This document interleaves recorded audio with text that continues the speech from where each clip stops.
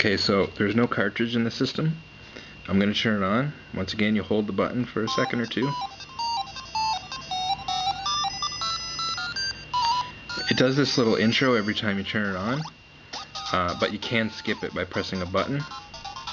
So here we have the built-in menu, and like I said, there's a calendar, there's world time, there's a horoscope feature, there's an alarm feature, and there's a settings feature.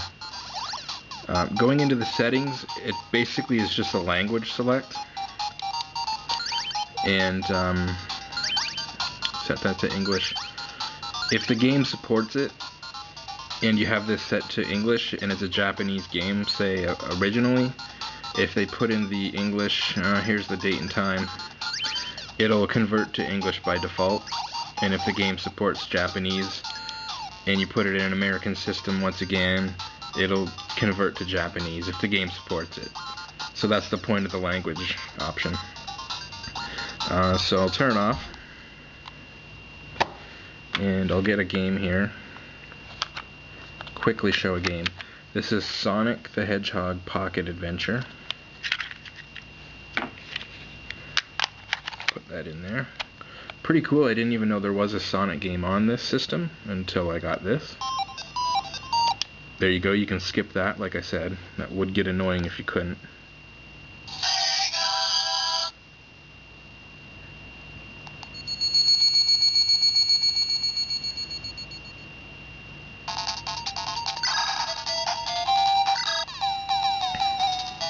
Oops, didn't mean to do that. Just start a new game.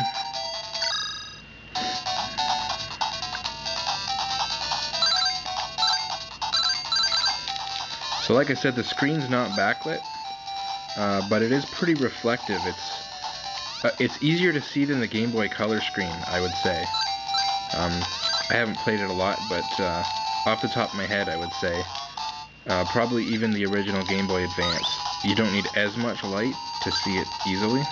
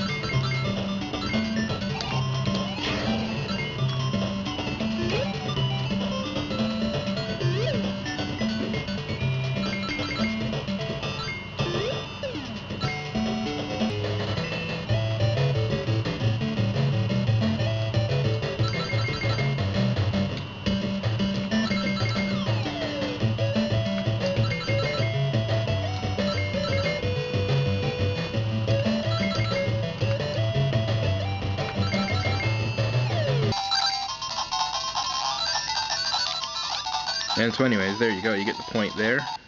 Pretty good, pretty decent game. And so overall, like I said, it's a very good system. It's comfortable to hold.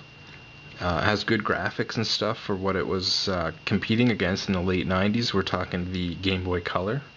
Like I said, this is a few years older than the Game Boy Advance. So we didn't really have an advanced handheld at the time, you know.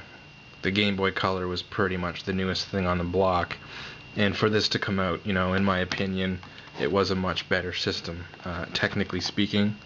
More colorful, much more powerful processor, so it could do, you know, better action with some of the fighting games, and really comfortable system to hold. I like the wide systems, like I said, and these are a little harder to get now. There weren't a lot of them sold in the States, and they are a little bit harder to find.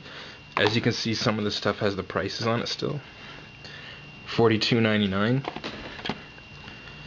Sonic Pocket Adventure, $42.99.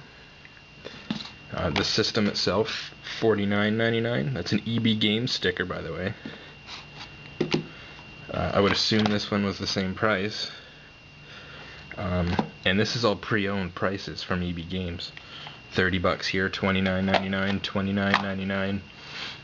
The systems themselves now, I'd say on average they run about $60 to get one in good shape. These are both mint, by the way, absolutely just like new. And I got everything here for $80 on eBay, which I think was a really good find.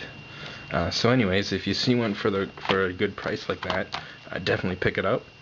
It's a really awesome system. It's too bad it didn't do as good, because it is a lot better than the Game Boy Color.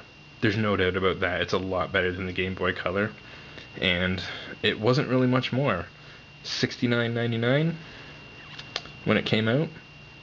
I definitely would have bought one, and apparently not enough people did. Thing only lasted for a year. SNK got bought out by another company, and the thing was canned. So there you go.